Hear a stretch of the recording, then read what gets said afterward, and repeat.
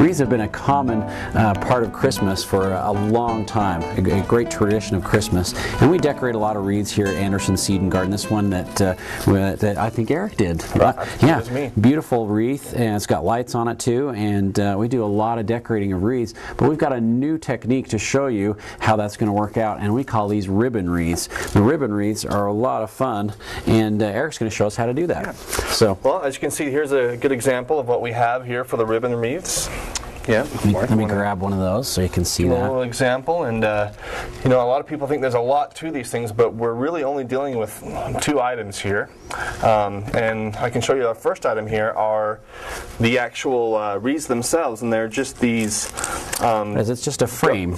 Basically a wire frame, and if you look at the frames here, they're aligned with these little twisties that go around each of the rings on the wreath. And what do you use the little twisty things for? Well, that's to make the loops. And you can see what gives the body of the wreath are these big loops that we're making with this. This is your mesh ribbon.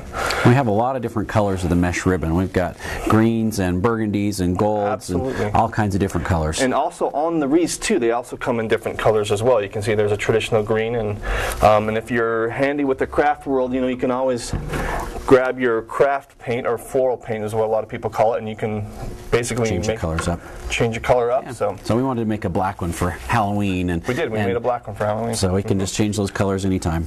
So, and what we have is just one wreath, and then also one roll of I think 10 yards of 21-inch wide mesh ribbon, and you can make a full wreath. I'll hold that for you. With one roll, exactly. And how this starts is you can pick either your front ring or your back ring, okay? And you're just going to start as simple as this. You just bring it in. You just twist those right in there. Cinch it right in there, just one twist. And then what I do once you start on one, you're going to come back and make a loop and twist that again on that same twisty. Very nice. Just like that. And how the pattern works is you're just going to alternate from twisty tie to twisty die, front, back, alternating every other, or one after the other. Kind of fills the wreath in by doing it that way. So that's nice. I like how you did that. That might sound a little complicated, but if you watch here, we're just going to start, and then we're just going to come, we started at the front, and we're going to go right to our back. And when I did mine, I kind of went around, but I think I like your technique a little bit better. You can do it just, one time around, or you can do double loops, which is what I call it, where you're twisting and then coming back around and twisting on the same one. Otherwise, you could just do that. That's probably what you did on the first one that we showed. You kind of did the double loops on it, so it made it fuller and thicker. And you can put a lot more if you want to do like the decorations in it. The double loop gives you that ability. So we came to the back now, and we're just going to come here and just do one more twist on it if I can find my. It's hiding down there. It's hiding in there. There it is. Where are we? Oh, there we are. Okay. Just come back in here and do one twist. And you alternate from the front, from the inside to the outside, and then back and forth. Front, back, front, back. So there we are. And now here we're coming right to the front, and make a loop here. And also, you want to make sure you keep a good consistent size on your loop, so that when you're starting to come around, you're not staying kind of thin up here and fat down here. You get a nice, well-rounded wreath. Otherwise, you'll have an oddly shaped wreath. Exactly. How long does it usually take you to make one?